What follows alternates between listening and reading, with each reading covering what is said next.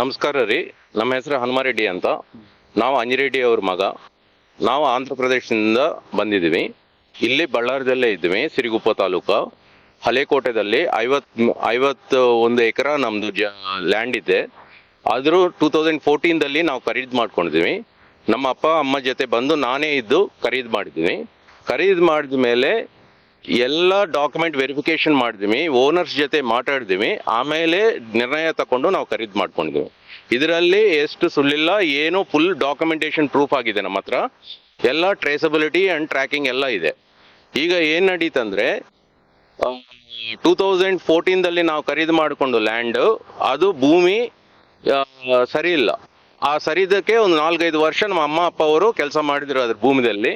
ಆಮೇಲೆ ಏನ್ ಮಾಡಿದ್ರು, ಅದು ಸರಿಯಾಗಿ ರಿಸಲ್ಟ್ ಬರ್ತಾ ಇಲ್ಲ ಅಂತ ಕೋವಿಡ್ ಈ ಸಮಯದಲ್ಲಿ ಸ್ವಲ್ಪ ಟೈಮ್ ಗ್ಯಾಪ್ ಬಂತು. ಗ್ಯಾಪ್ ಬಂದ ಮೇಲೆ ನಾವು ಮತ್ತೆ ಆವಾಗ ಗೊತ್ತಾಗದೆ ಏನಂದ್ರೆ, ಕೆಲವರು ಆ ಲ್ಯಾಂಡ್ ಬಗ್ಗೆ ಅದು ಇದು ಅಂತ ಬೇರೆ ಬೇರೆ ವಿಷಯ ಹೇಳಿ ಗೌರ್ಮೆಂಟ್ ತಗೋಬೇಕು ಅದು ಇದು ಅಂತ ಹೋರಾಟ ಮಾಡ್ತಾ ಇದ್ರು. ಆದ್ರೆ ಅದು ಕರೆಕ್ಟ್ ಅಲ್ಲ, ಅದು ನಮ್ಮ ಪ್ರೈವೇಟ್ ಪ್ರಾಪರ್ಟಿ. ಇನ್ನೊಂದು ವಿಷಯ ಏನಂದ್ರೆ, ನಮ್ಮ ಅಪ್ಪ ವಯಸ್ಸದಿಂದ ನಮ್ಮ ಅಮ್ಮ ಅವರು ಎಕ್ಸ್ಪೈರ್ ಆಗಿದ್ರು 2023ದಲ್ಲಿ. ಅದಕ್ಕೆ ನಮ್ಮ ಅಪ್ಪ ಅವರು ಏನ್ ಮಾಡಿದ್ರು, ನಮ್ಮ ಅಕ್ಕ ಮೇಲಕ್ಕೆ ದಾನ ಪತ್ರ ಮಾಡಿದ್ರು ಪ್ರಾಪರ್ಟಿನ. ದಾನ ಪತ್ರ ಮಾಡಿದವಾಗ ರಿಜಿಸ್ಟ್ರೇಷನ್ ದಾನ ಪತ್ರ ಮಾಡಿದ್ರು, ಮತ್ತೆ ಪೋತಿ ಪಟ್ಟ ಮಾಡಿದ್ರು. ಪೋತಿ ಪಟ್ಟ ಮಾಡಿದ ಮೇಲೆ ತಹಸೀಲ್ದಾರ್ ಅವ್ರಿಗೆ ರಿಕ್ವೆಸ್ಟ್ ಮಾಡಿದ್ವಿ, ಯಾಕೆಂದ್ರೆ RTC ನಲ್ಲಿ ಎಂಟರ್ ಮಾಡಿದ್ವಿ. ಈಗನೂ ನಮ್ಮ ಅಪ್ಪ ಅಮ್ಮ ಹೆಸರಿನಲ್ಲಿ RTC ಡಾಕ್ಯುಮೆಂಟ್ ಎಲ್ಲ ಐತೆ 2014ಇಂದ. ಅವ್ರು ಏನ್ ಮಾಡಿದ್ರು, ವಿತೌಟ್ ವೆರಿಫಿಕೇಶನ್ ನಾವು ಲೆಟರ್ ಎಲ್ಲ ಕೊಟ್ಟಿದ ಮೇಲೆ 1 ಮಂತ್ಗೆ ಟೈಮ್ ಸಿಕ್ಕತ್ತೆ ಅವರಿಗೆ. 15/2/2025-26 ಅಲ್ಲಿ ನಾವು ಬಂದು ಅವ್ರು ಮೀಟ್ ಮಾಡಿದೆ, ಫೋಟೋಗ್ರಾಫ್ ವಿಡಿಯೋ ಎಲ್ಲ ಮಾಡಿದ್ವಿ. ಆದ್ರೂ 11/3/2026ದಲ್ಲಿ ಅವರು ಒಂದು ಆರ್ಡರ್ ಕೊಟ್ಟರು, without asking any clarification from us. She rejected our application blatantly saying that ಇವರೆಲ್ಲ ಸುಳ್ಳು ಅಂತ ಹೇಳಿ, ಇದೆಲ್ಲ ಫಾಲ್ಸ್ ಡಾಕ್ಯುಮೆಂಟೇಶನ್ ಅಂತ ಹೇಳಿ ರಿಜೆಕ್ಟ್ ಮಾಡಿದ್ರು.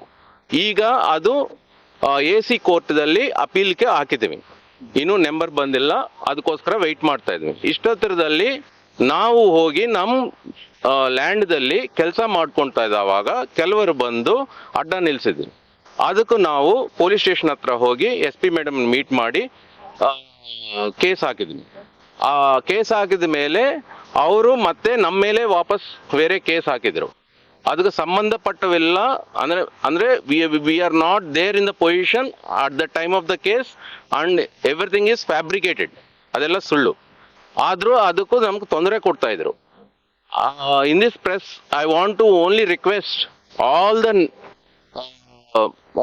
officials who are involved in this to take a fair stance of the entire documentation and do the needful justice to us, and also ensure that such malpractices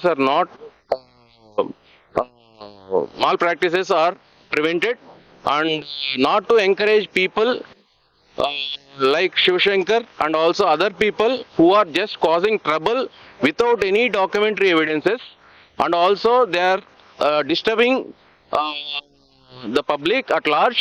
And not only that, there are poor farmers who are being suffered because of the actions of these people. ಅವ್ರು ಏನ್ ಮಾಡ್ತಾ ಇದಂದ್ರೆ, ದುಡ್ಡು ತಕೊಂಡು ನಿಮ್ಗೆ land ಬರ್ತದೆ, ಅದು ಬರ್ತದೆ, ಇದು ಬರ್ತದೆ ಅಂತ ಹೇಳಿ ಏನ್ ಮಾಡ್ತಾ ಇದ್ದಾರೆ ಇವರು, ಪ್ರವೋಕ್ ಮಾಡಿ poor farmers ನ, ಎಸ್ಪೆಷಲಿ ಫಾರ್ಮರ್ಸ್ ನ, they are becoming the victims. ಅದು ತಪ್ಪದು. ಏನಂದ್ರೆ ನಮ್ಮ ಹತ್ರ ಎಲ್ಲ ಟೋಟಲ್ ಬಿಗಿನಿಂಗ್ ಇಂದ ಬಂದು 2014ದಲ್ಲಿ ನಾವು ಖರೀದಿ ಮಾಡ್ಕೊಳ್ತಾ ಇದ್ದಾವಾಗ ನಮ್ಮ ಸಿಸ್ಟರ್ ಅವ್ರು US ಅಲ್ಲಿ ಇದಾರ. ಅವ್ರು ಎಂಕ್ವೈರಿ ಮಾಡಿದ್ರು, ಪೂರಂ ಫ್ಯಾಮಿಲಿ ಹತ್ರ ಎಂಕ್ವೈರಿ ಮಾಡಿ ಇದು ನಿಜ ಅಂತ ತೀರ್ಕೊಂಡು ನಾವು ಪರ್ಚೇಸ್ ಮಾಡಿದ್ವಿ ಲ್ಯಾಂಡ್. ಇದರಲ್ಲಿ ಯಾವ ಡಿಸ್ಟರ್ಬೆನ್ಸ್ ಇಲ್ಲ, ಎಲ್ಲ ಕ್ಲಿಯರ್ ಕಟ್ ಡಾಕ್ಯುಮೆಂಟ್ ಇದೆ. ಓನರ್ಸ್ ಎಲ್ಲ ಬದುಕಿದ್ರು, ಹಂಪಾರೆಡ್ಡಿ ಬದುಕಿದ್ರು, ರವಿರೆಡ್ಡಿ ಅವ್ರ ಫ್ಯಾಮಿಲಿ ಎಲ್ಲ ಬದುಕಿದ್ರು, ನಮ್ಮ ಅಪ್ಪ ಅವರು ಇದ್ದರು, ನಮ್ಮ ಅಮ್ಮ ಒಬ್ಬರೇ ಎಕ್ಸ್ಪೈರ್ ಆಗಿದ್ರು. ಎಲ್ಲ ರೆಕಾರ್ಡ್ಸ್ ಅಲ್ಲಿ ಇದೆ, ಕೋರ್ಟ್ ಕೇಸಸ್ ಮತ್ತೆ AC ಆಫೀಸ್ದಿಂದ ಹಂಪಾರೆಡ್ಡಿ ಅವ್ರಿಗೆ ಇದಾಗಿದೆ, ಏನು ಲ್ಯಾಂಡ್ ಟ್ರಾನ್ಸ್ಫರ್ ಆಗಿದೆ, ಎಲ್ಲ ರೆಕಾರ್ಡ್ಸ್ ಇದೆ. ಇದಕ್ಕೆ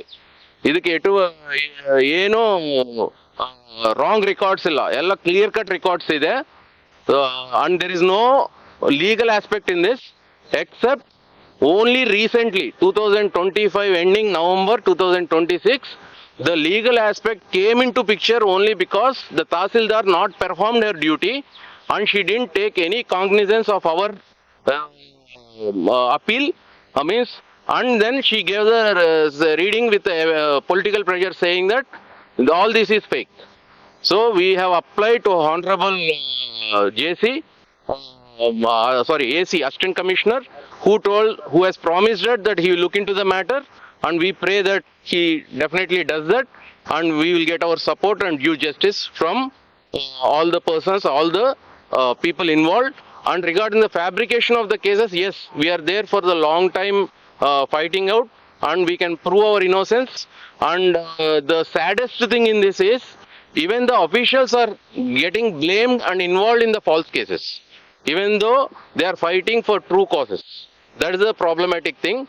Even the previous owner of the land, he has been framed under the case along with us, just because that we went and made a complaint against the miscreants who came and sat before the tractor in our land when we are plowing the field. So this is the truth what I want to convey today, and I hope that due justice will come up. Thank you everyone for taking up.